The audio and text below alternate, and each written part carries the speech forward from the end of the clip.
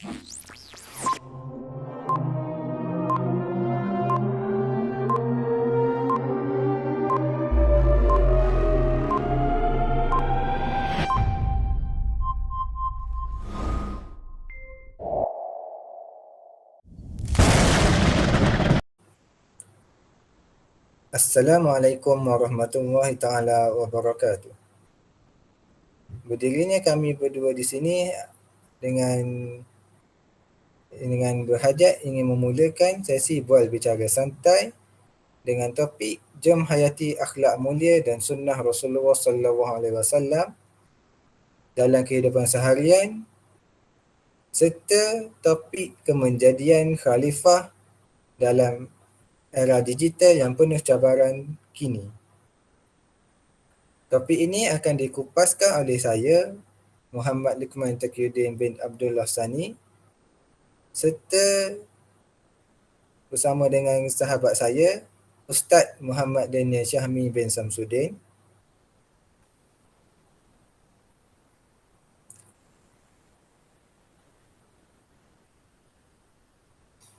Okey, tajuk pertama iaitu konsep khalifah pada zaman Khulafa Ar-Rashidin.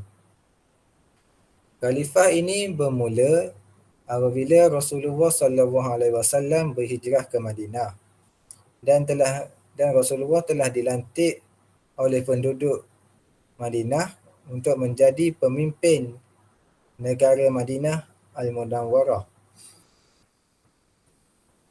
Rasulullah telah memimpin Madinah sebagai seorang khalifah yang sangat berwibawa dan telah berjaya menjaga tanah Madinah daripada ancaman-ancaman musuh, daripada peperangan yang telah dianjurkan daripada negara-negara jiran seperti Mekah. Setelah 10 tahun Rasulullah sallallahu alaihi wasallam memimpin Madinah, Rasulullah sallallahu alaihi wasallam wafat pada 632 Masihi. Apabila Rasulullah sallallahu alaihi wasallam wafat, maka tamatlah zaman kerasulan dan bermulanya zaman Khulafa Ar-Rashidin.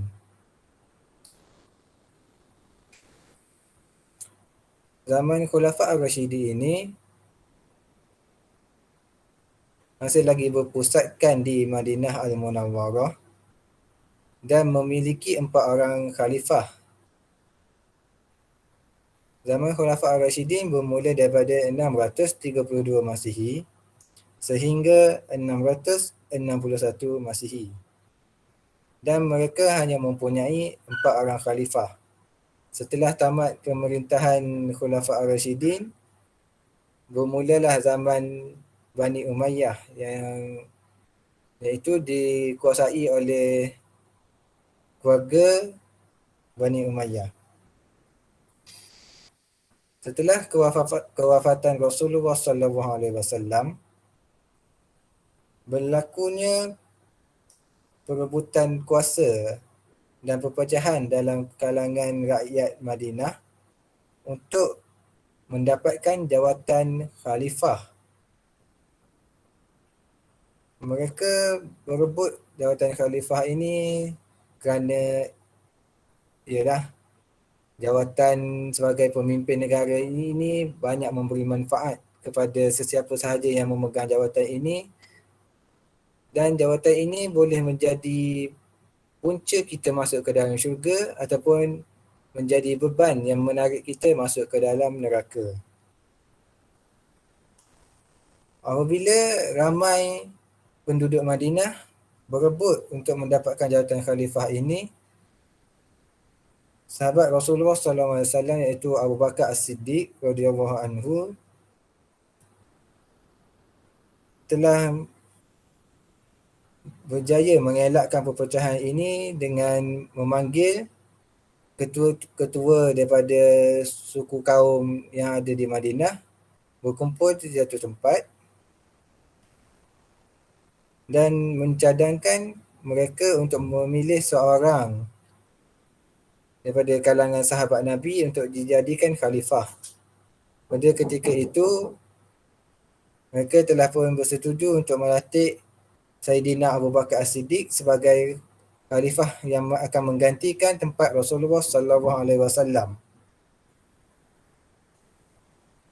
Ketika zaman Abu Bakar As-Siddiq telah berlakunya peristiwa Ar-Riddah, iaitu golongan yang mula meninggalkan agama Islam iaitu murtad dan kembali kepada agama asal mereka.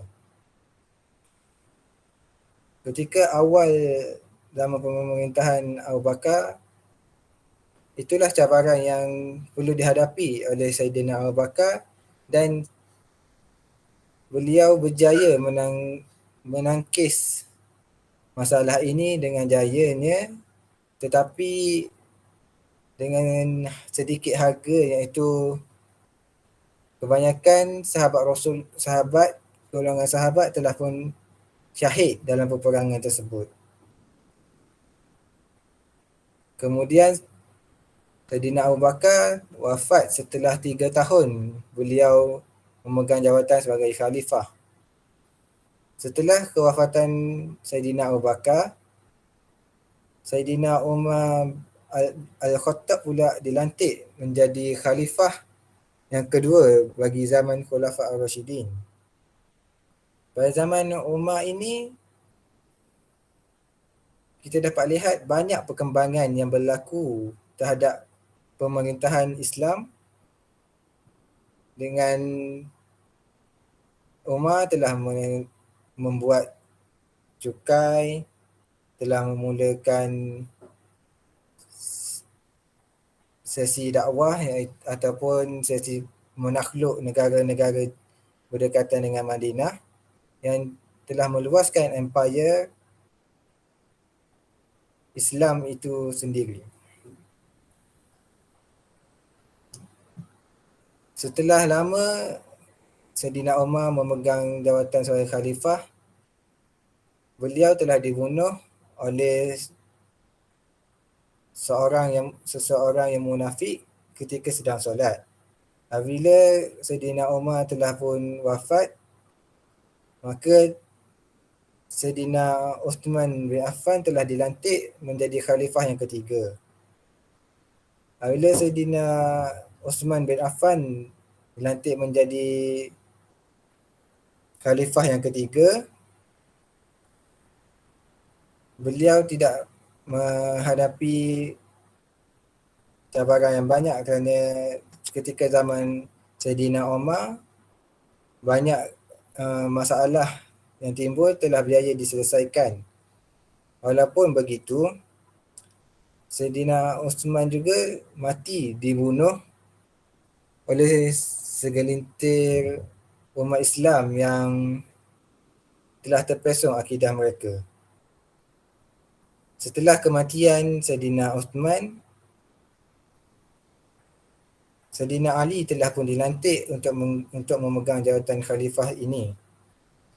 Ketika zaman Ali, munculnya aliran ajaran sesat seperti Syiah, Khawarij, Murji'ah dan pelbagai lagi aliran agama yang sesat. Maka pada zaman Saidina Ali itu berlaku banyak permasalahan ketika pemerintahan beliau. Dan pada akhirnya Saidina Ali juga mati dibunuh. Setelah tamatnya pemerintahan Saidina Ali, sistem khalifah ini telah pun diambil alih oleh Umayyah dan menukarkan daripada sistem demokrasi dalam sistem khalifah ini kepada sistem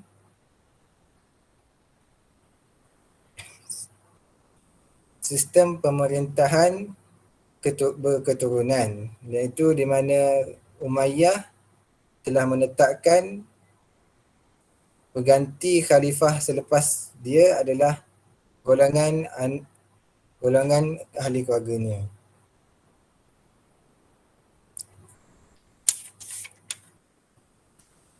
Okey. Khalifah ini daripada Sudut bahasa bermaksud pengganti. Daripada istilah pula, dia bermaksud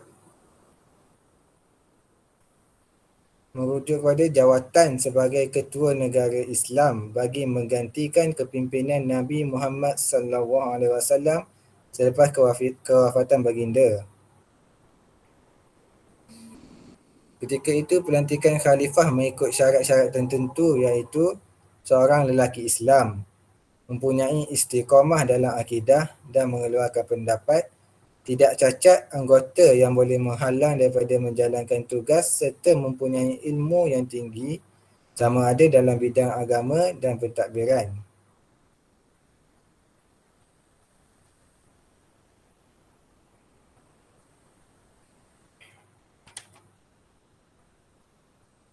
Ciri-ciri khalifah mestilah merangkumi 4 aspek, iaitu akidah, ibadah, akhlak dan juga syariat. Sebagai seorang khalifah, akidah mereka perlulah teguh untuk memastikan negara itu tidak terombang-ambing daripada ancaman-ancaman orang kafir dan juga musuh Islam. Kemudian aspek yang kedua, seorang khalifah itu perlulah menjaga ibadahnya supaya apabila rakyat biasa dan orang bawahan melihat khalifah tersebut, mereka akan berasa bangga dan juga malu dengan ibadah yang boleh dilakukan seorang khalifah yang mentadbir negara, yang di mana kita tahu apabila seseorang itu mentadbir sesebuah negeri, sesebuah negara, dia akan mempunyai terlalu banyak kerja dan sibuk dengan kerjanya sehingga kan ibadah mereka tidak akan terjaga. Jadi kalau khalifah ni boleh menjaga ibadah mereka, maka rakyat biasa dan orang bawahan mereka pun akan merasai, kalau khalifah pun dah boleh jaga ibadah mereka, apatah lagi mereka yang kerja tak adalah sebanyak khalifah ni. Aspek ketiga, khalifah ini perlulah mempunyai akhlak yang baik dan tidak zalim. Kerana jika khalifah mempunyai akhlak yang buruk, itu akan mencemarkan imej khalifah itu, dan juga apabila dipandang oleh orang daripada negara lain, mereka akan kata, alah, ketua mereka iaitu khalifah pun macam tu, jadi rakyat mereka apatah lagi. Kemudian aspek keempat iaitu syariat.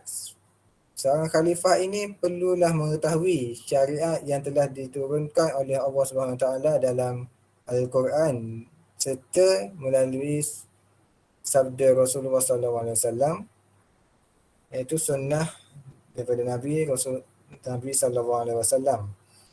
Kerana untuk mentadbir sesebuah negara Islam, mereka perlulah mengetahui perundangan Islam. Kerana sesungguhnya perundangan Islam merupakan perundangan yang paling terbaik dalam dunia ini, kerana ianya datang daripada Allah SWT dan bukannya daripada pemikiran manusia yang cetek. Daripada apa yang saya telah sampaikan tadi,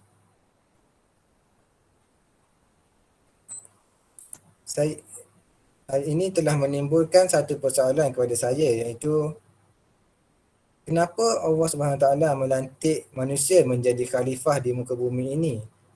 Kenapa bukannya makhluk lain seperti haiwan, contohnya singa, harimau, ataupun gunung, ataupun langit, ataupun ikan paus, ikan jerung, di mana mereka mempunyai kekuatan badan yang lebih besar, lebih kuat, walaupun mereka ada kekurangan daripada segi akal fikiran. Tapi kenapa Allah memilih manusia yang serba kekurangan, serba jahat, dan tidak taat kepada perintah Allah ini sebagai khalifah. Saya akan memberikan soalan ini kepada sahabat saya, Ustaz Daniel Syahmi. Tolong Ustaz, tolong kupaskan soalan ini. InsyaAllah. Bismillahirrahmanirrahim. Assalamualaikum warahmatullahi wabarakatuh. Baik. Penerangan yang agak panjang dan padat daripada Ustaz Luqman Taqiyuddin tentang konsep khalifah yang berlaku pada zaman Nabi dahulu.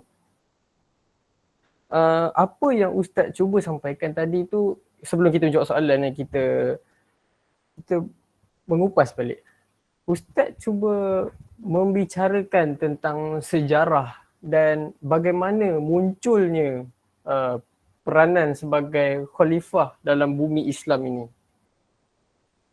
Dan Ustaz telah mengajukan soalan yang menarik kepada saya, yang mana mengapa, soalan umum yang berbunyi, mengapakah manusia merupakan makhluk yang terpilih oleh Allah untuk menjadi pemimpin alam ini?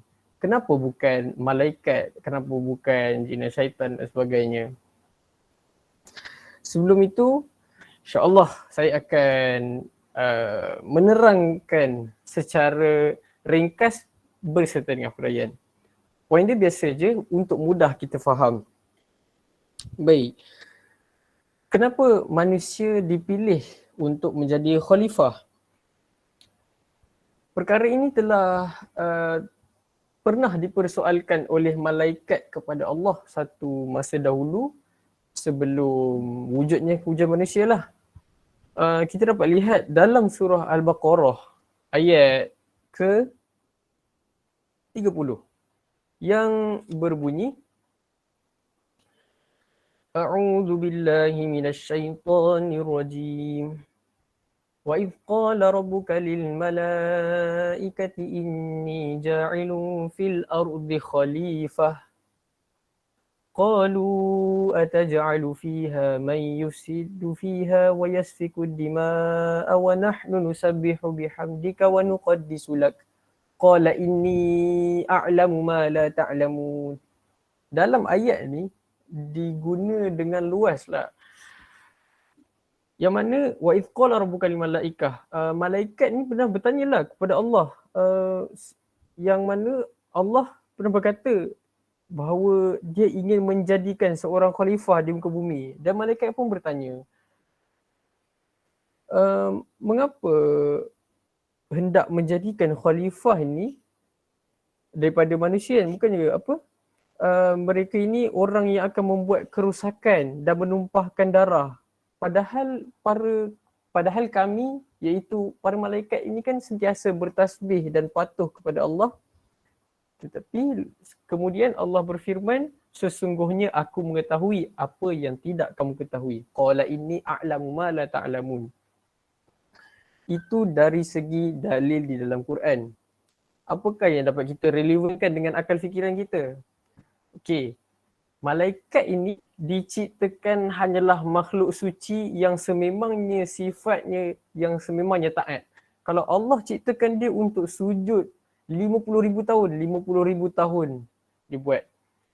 Tanpa rasa letih, tanpa rasa penat, tanpa rasa ingkar, tanpa apa-apa rasa. Tidak lapar, tidak haus, tidak ada apa-apa perasaan.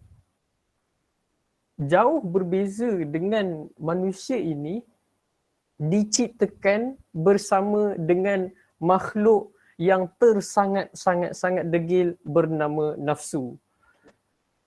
Sebelum Allah memasukkan nafsu dalam diri manusia ni, Allah pernah mencampakkan dia ke dalam neraka dan dia tanya, siapakah aku? Tetapi nafsu dia degil, engkau, aku. Dia macam tu, dia sangat sombong lah. Dah kena azab, dah kena apa semua, dia macam dia kurang ajar dengan Tuhan dia. So kalau kita tengok, syaitan sendiri pun takut dengan Allah. Akan tetapi nafsu beraninya bercakap sedemikian. Sebab memang Allah ciptakan nafsu ni, sifat dia sangat degil dan semua jadinya jahat. Jadi nafsu ini Allah telah ciptakan untuk sekalikan dalam manusia supaya dapat menguji keimanan. Kat situlah manusia dapat tahan lapar ketika mana dia lapar. Dia tak minum ketika mana dia haus. Dia berbuat ibadah ketika mana nafsunya mengajak kepada maksiat. Sedangkan malaikat, dia tak ada. Malaikat tidak diciptakan disertakan dengan nafsu. Maksudnya malaikat ini diciptakan hanya satu makhluk tanpa apa-apa gangguan. Macam kalau kita nak buat kerja tapi kita ada rasa letih, kita ada rasa penat ke apa. Kalau malaikat, perintah dia adalah rukuk, maka rukuklah dia selama-lamanya. Begitu. Sehinggalah meninggal dunia. Itu apa yang dapat kita fikir dengan logik akal. Orang yang dia tak ada kesusahan, dia tak ada ujian, macam dia ni kalau buat dia tak ada rasa apa-apa lah. Dia tak ada rasa suka, dia tak ada rasa nak bercinta, tak ada rasa nak bunuh diri, tak ada apa-apa. Tapi kalau manusia ni dia banyak diuji dengan perasaan-perasaan macam tu oleh sebab nafsu tu lah. Jadi itulah untuk bukti daripada akal fikiran untuk bagi relevan kenapa manusia dipilih, kenapa bukan jin, kenapa bukan syaitan. Okey, itu untuk malaikat. Kenapa bukan syaitan ni? Kerana suatu ketika dahulu juga Allah pernah menyuruh syaitan ni untuk sujud kepada Nabi Adam. Macam malaikat tadi, malaikat ni dia diminta untuk buat sedemikian, dia buat sedemikian.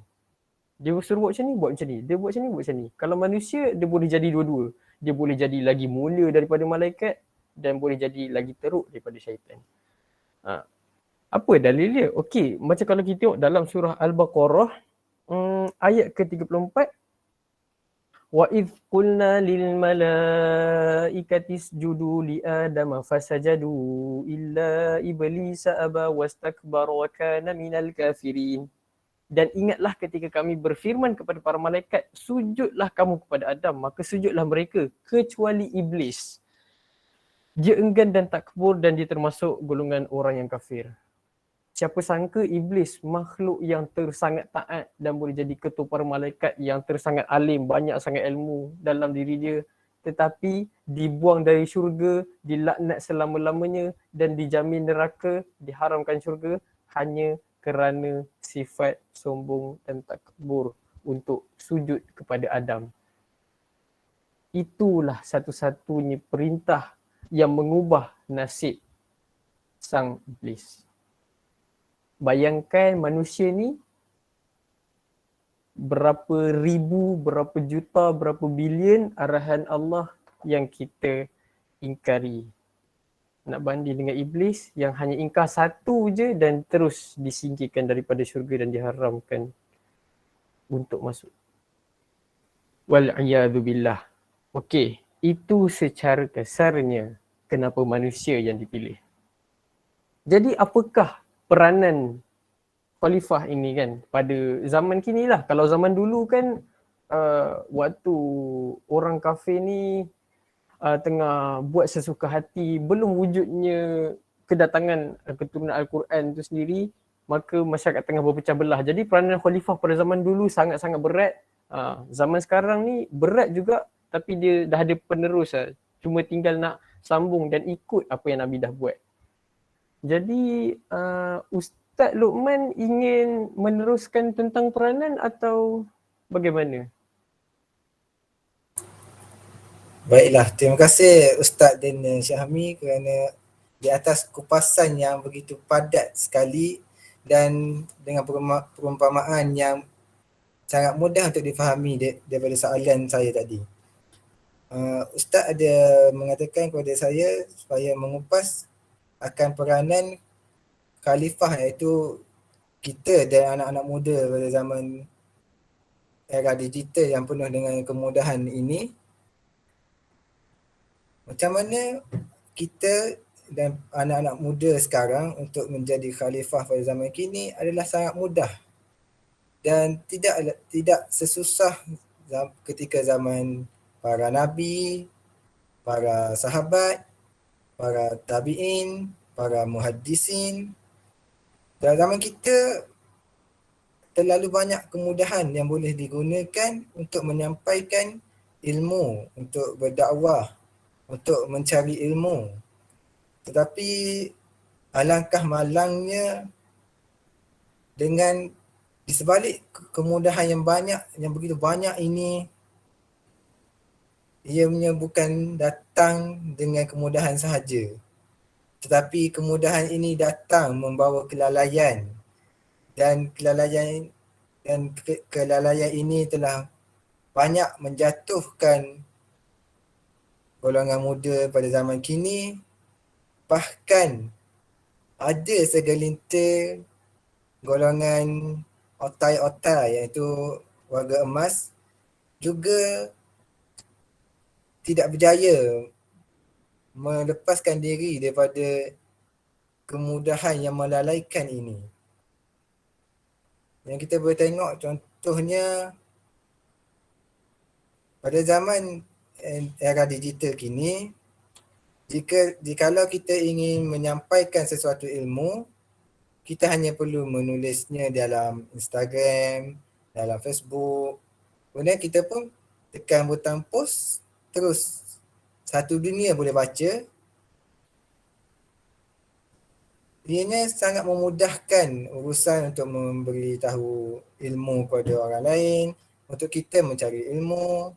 Tetapi kemudahan ini juga memudahkan kita untuk tergelincir daripada agama Islam, ataupun bukannya tergelincir iman kita, tetapi akan mudah kita lalai kerana melalui YouTube, Facebook dan juga Instagram itu juga boleh menyebabkan kita mudah untuk tengok cerita seperti filem, drama, kartun untuk budak-budak.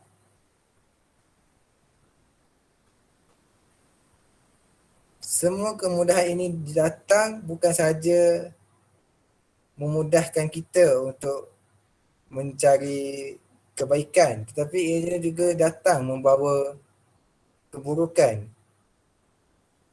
Perkara ini boleh dielakkan jikalau pendirian kita teguh, tetapi tak ramai manusia yang berjaya melawan kenikmatan dunia yang sementara ini, walaupun kenikmatan dunia hanyalah sementara dan tidaklah seindah nikmat apabila di syurga nanti. Tetapi dah menjadi fitrah manusia suka akan kegembiraan.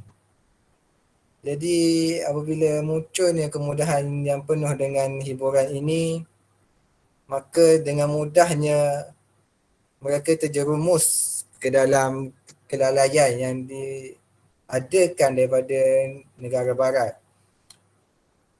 Melalui kemudahan ini juga kemaksiatan mudah dilakukan.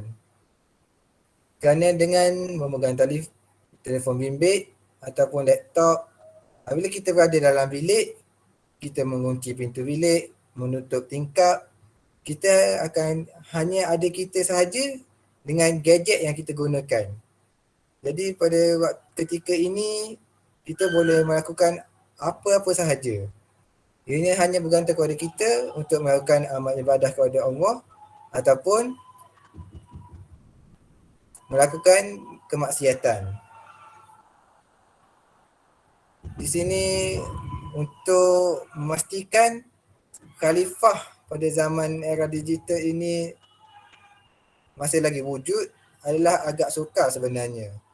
Kerana pada zaman era digital ini terlalu banyak dugaan yang perlu ditempuhi oleh golongan muda, kerana apabila ketika muda mereka telah lalai, apabila mereka menjadi tua warga emas nanti, kemungkinan yang tinggi adalah mereka akan bertaubat. Tetapi di sini menimbulkan kebimbangan kerana hiburan pada zaman kini terlalu mudah untuk dilaksanakan.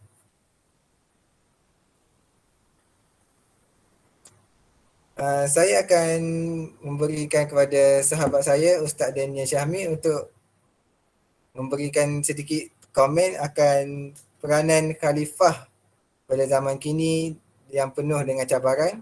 Dipersilakan Ustaz. InsyaAllah, terima kasih kerana memberi saya peluang untuk menerangkan dengan lebih lanjut untuk pada masa kini kan. Berbalik kepada soalan utama kita, iaitu mari kita hayati akhlak mulia sunnah Rasulullah tu kan dalam jalani kehidupan kita. Betul kan? Itu tajuk yang kita kena bincangkan. Betul Ustaz? Betul, itu merupakan tajuk kedua kita. Baik. InsyaAllah saya akan bicarakanlah bagaimana kita nak hayati akhlak tu. Kita kenalah tahu akhlak tu, dan di samping akhlak Nabi semasa dia memimpin Islam pada zaman dia menjadi Rasul sehingga dia wafat, baginda wafat, jadi apakah yang boleh kita lakukan? Kita pada zaman ini, peranan khalifah pada zaman ini perlu mengambil peluang yang ada. Contohnya zaman sekarang dunia dikuasai oleh sebuah peranti elektronik yang bernama telefon pintar. Salah satu daripadanya. Media sosial adalah boleh kata raja kepada segala rangkaian yang menguasai peringkat global daripada segala aspek.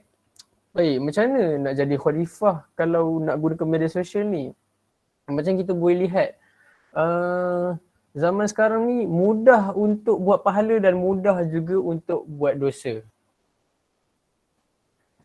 Baik, mari kita kaitkan dengan akhlak Rasulullah itu sendiri. Rasulullah sallallahu alaihi wasallam. Antara akhlak baginda ialah sangat pemurah. Boleh katakan dia punya sangat pemurah tu, kalau nampak orang bagi makanan, bagi memang sangat pemurah. Pemurah dengan senyuman, pemurah bagi makanan, pemurah untuk bagi nasihat, pemurah untuk meluangkan masa. Banyaklah, memang pemurah. Kalau nak katanya zaman sekarang ni, bayangkan kalau kita pemimpin besar, contohlah Perdana Menteri, tapi rumah, Allahu Akbar, rumah kalah daripada teres tu. Tapi jawatan dia Perdana Menteri. Lepas tu ada kerja-kerja lain tapi rumah dia bersatu je. Kita macam Myvi, dia tak ada kereta besar, tak ada kereta Rolls Royce ke Ferrari, dia tak ada kereta macam tu. Nak katanya tersangat banyak hartanya yang telah digunakan untuk rakyat. Itu kalau pada zaman kini lah. Kalau zaman Rasulullah dulu kan, baginda pun tidak kelihatan kaya, nampak sangat sederhana. Kadang-kadang tu boleh kata dalam rumah Rasulullah tidak ada apa-apa, hanyalah air kosong dan kurma. Kalau nak bandingkan zaman sekarang ni, boleh kata bayangkan dia ni menteri besar dekat office dia, jawatan ini, gaji sangat besar, tapi kat rumah tak ada makanan. Yang ada Milo sekotak dengan Maggi 2 bungkus. Bayangkan sesikit itu saja yang pemimpin ada. Nak kata sikit kan, itu salah satu peranan khalifah lah. Nak kata menjaga sangat kebajikan rakyat. Ada je rakyat yang tersiksa, akan dibantu. Nampak macam benda tu nampak macam baik, tapi sebenarnya dia memang baik, tapi baik yang bukan, boleh kata kadang-kadang bukannya perkara sunat, dia boleh jadi perkara wajib sebab tanggungjawab, memang tanggungjawab. Contoh, kalau kita jadi ketua keluarga sekalipun kan, ataupun ketua pemimpin negara. Tapi pemimpin negara tu dia bagi kemasukan arak, bagi jual judi dan sebagainya, dia tak halang. Jadi benda-benda macam tu akan disoal di akhirat kelak. Dalam juz 30 tu ada ayat may ya'mal mithqala dzarratin khairan yarah wa may ya'mal mithqala dzarratin syarran yarah. Barang siapa yang melakukan kebaikan ataupun keburukan walaupun sebesar zarah akan diambil berat. Bayangkan besar zarah ni besar mana je, besar biji sawi dibelah dibelah berapa lagi? Biji sawi tu kecil. Zarah, sebesar zarah akan ditimbang. Tapi bayangkan kalau jawatan tinggi-tinggi ni dekat akhirat ditimbang sebanyak mana dan seberat apa boleh jadi hukuman tu.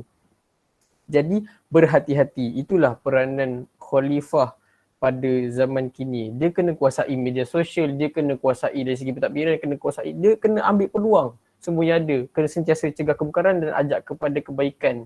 Tak boleh ada ambil remeh. Alah tak apalah, aku jaga bahagian ni, bahagian tu tak payahlah. Aku tak bagi arak kat sini, je kat sini boleh. Nanti semua itu akan disoal. Rasulullah dia sangat pemurah. Antara pula yang lain, baginda beradab, sentiasa penampilan, menjaga tutur kata. Ini juga peranan khalifah lah, kita boleh ikut cara Nabi. Bayangkan kita ada pemimpin, dia sentiasa segak, cara bercakapnya sangat beradab, tutur katanya sentiasa berhikmah. Pasti orang bawahan ataupun rakyat jelata sebagai orang biasa ini akan macam terpesona, macam wah, begini kata-kata seorang pemimpin aku. Mesti rasa ingin ikut perangai sang pemimpin. Jadi insya-Allah kalau pemimpin itu mengikut akhlak dan ciri-ciri ada pada Rasulullah, insya-Allah rakyat dia akan terpengaruh sekali. Ingatlah, Islam tersebar ke seluruh dunia sejauh ini, sepanjang ini. Al-Quran, mukjizat dia sampai sebesar ini, dan pemimpin, raja segala makhluk yang paling mulia, kekasih Allah, itu junjungan besar Nabi Muhammad SAW. Bukannya daripada kuasa 200 juta orang, bukan daripada trilion orang, hanyalah daripada seorang Rasul. Nak katanya peranan Nabi dan Rasul ni dah sangat besar dah. Nabi-Nabi sebelum ni pun dia sangat banyak memimpin. Hanya daripada seorang sahaja yang bernama Muhammad bin Abdullah sampailah ke kita sejauh ini. Nak katanya betapa besarnya cara Rasulullah menjalankan peranannya sebagai khalifah Islam sebelum turunnya jawatan kepada Khulafa' Rasyidin dan sebagainya. Nak katanya Rasulullah dia bukannya tak boleh memimpin, cumanya pemimpin mesti juga ada pembantu dia. Kita tak boleh macam dia pengerusi, dia lah handle bendahari dia kutip duit dia tak boleh. Jadi Rasulullah jadi pembantu lah antara dia Khulafa' Rasyidin dan segalanya lah. Seterusnya yang pembantu Nabi, macam sekarang kita tak ada pembantu Nabi macam ni, kita cuma ada ulama ke pewaris Nabi. Begitu. Jadi kita sebagai manusia mestilah buatlah apa yang patut bagi mendapat keredaan ilahi dan berjaya di dunia dan di akhirat. InsyaAllah itu saja kesimpulan yang ringkas. Marilah kita ambil peluang untuk ambil apa yang baik dan buang apa yang buruk. Sekian sahaja daripada kami. Wassalamualaikum warahmatullahi wabarakatuh.